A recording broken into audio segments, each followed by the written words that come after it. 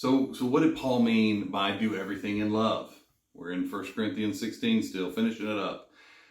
Be alert, stand firm in the faith, be courageous, be strong, do everything in love. So we finished verse 13 and the first four commands that we had, but number 5 is do everything in love, and that's where we are today. Guys, love is not something you say, it's something you do.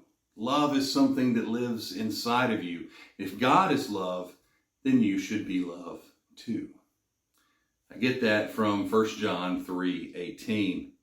Little children, let us not love in word or speech, but in action and in truth. See, we see that idea of doing love, of love being an action. Not only that, but we need to put on love so that it covers every part of our lives. We can wear it like clothing or even armor.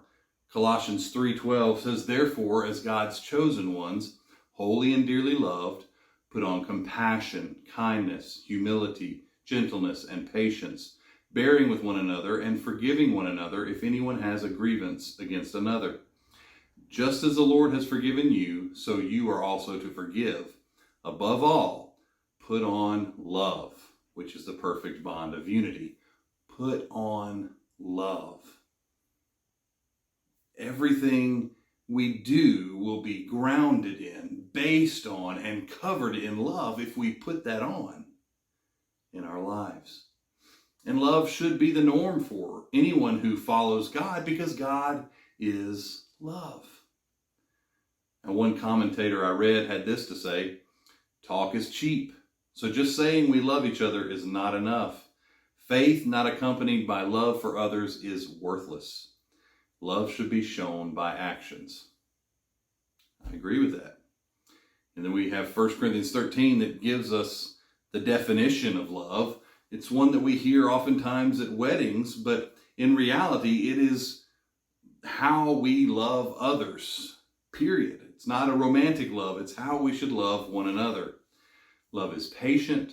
Love is kind. Love does not envy, is not boastful, is not arrogant, is not rude, is not self-seeking, is not irritable, and does not keep a record of wrongs. Love finds no joy in unrighteousness, but rejoices in the truth. It bears all things, believes all things, hopes all things, endures all things. That's love.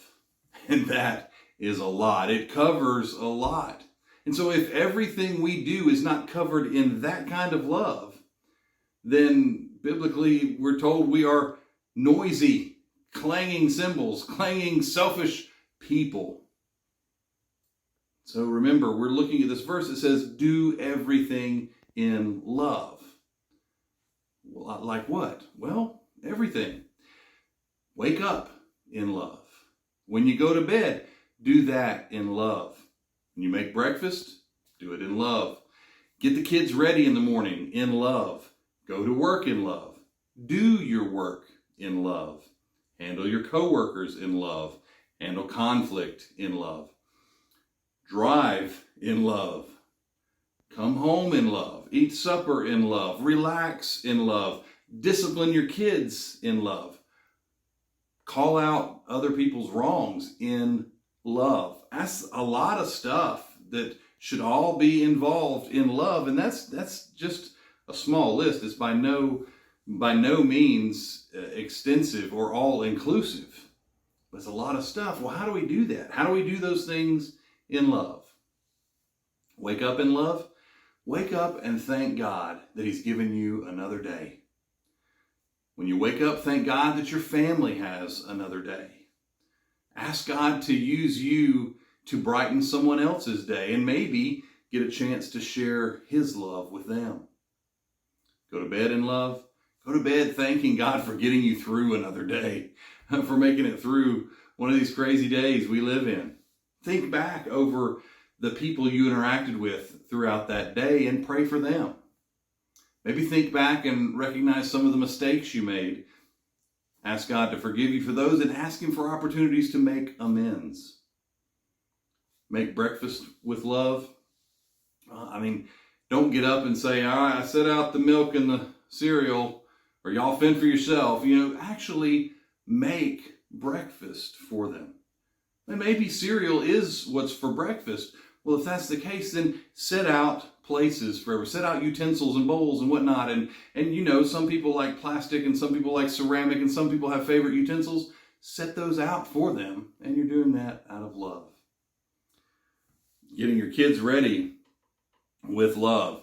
We get so hectic, and we're always in a hurry. And so maybe we need to do some prep ahead of time. Don't leave things off for morning, but prepare ahead of time so that we're not so hectic in the mornings. Maybe we need to get up earlier to help people get ready, help the children get ready. Don't be grumpy because they're slow and barely moving, but be patient and kind and gentle while you're encouraging them to be hasty. Same goes for your spouse. Help them to do whatever they need to do to get ready in the mornings.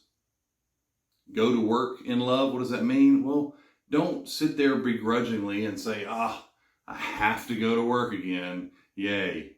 Decide to be positive about it. Decide that you're going to enjoy the things that you need to do. Don't fret about the idea of your boss being a jerk again. Kill him with kindness. Plan to kill him with kindness. Do your work in love. Man, just be glad that you have a job. Be glad that you're good at those tedious, repetitive, monotonous, time-consuming things that you have to do every day. Be glad you're good at them. And then be excited and glad when a new project gets thrown in your lap so that you can challenge yourself and do something different. Handle your coworkers with love.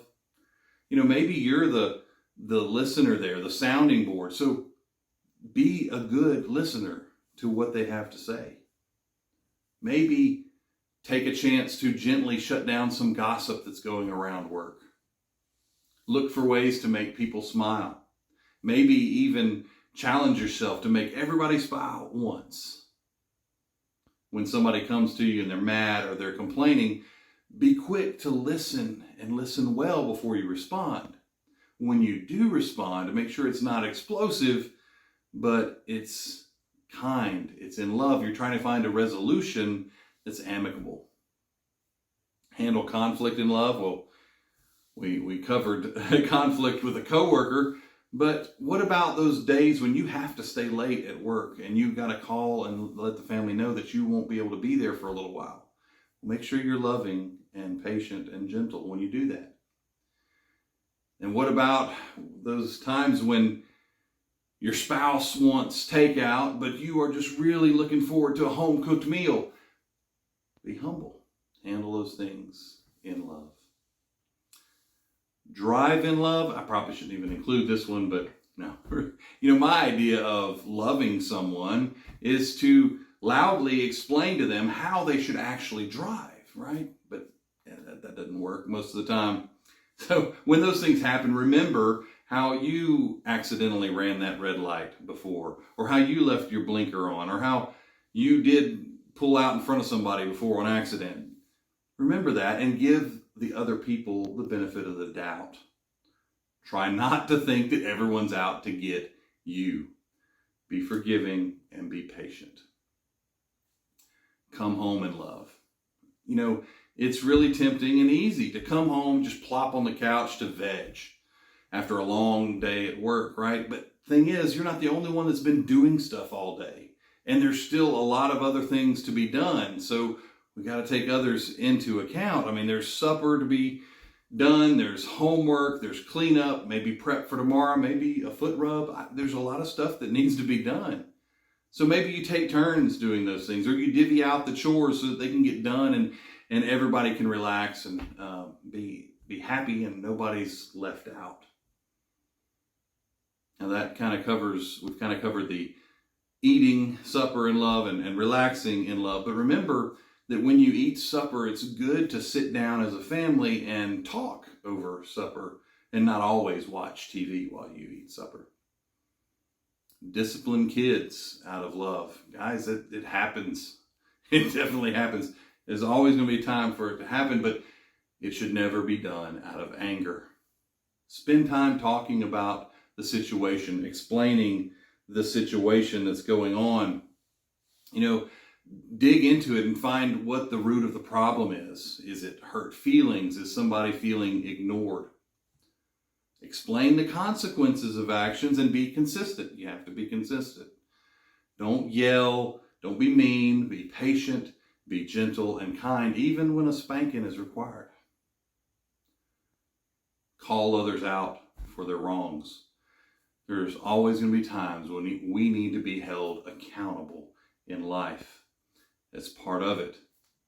There are times when we need someone to lend us a hand, to reach down and pull us out of that rut that we've been stuck in and help get us back on the right track. There's also times when we may need to be the ones that give that hand and pull them out. In either time, we need to do that in love. We need to take the opportunities we're given to encourage and build one another up and not kick somebody while they're down. We need to remember the sticks and the logs in our own eyes as we're gently trying to help someone get the splinter out of theirs. And don't just point out something that's wrong, but be willing to get into their life and help them fix that, help them take care of that issue. I hope you can see that those are some ways, very practical ways, that love should be applied in our lives. That same love we're seeing in Scripture that we're told to do everything in. The kind of love that comes from God. Because love is patient. Love is kind. Love does not envy, is not boastful, is not arrogant, is not rude, is not self-seeking, is not irritable, and does not keep a record of wrongs. Love finds no joy in unrighteousness, but rejoices in the truth. It bears all things, believes all things, hopes all things, endures all things. If we really apply that to our lives, then the things that we've talked about will not be that difficult. And so as we live this life that we've been given, let's remember to do everything in love.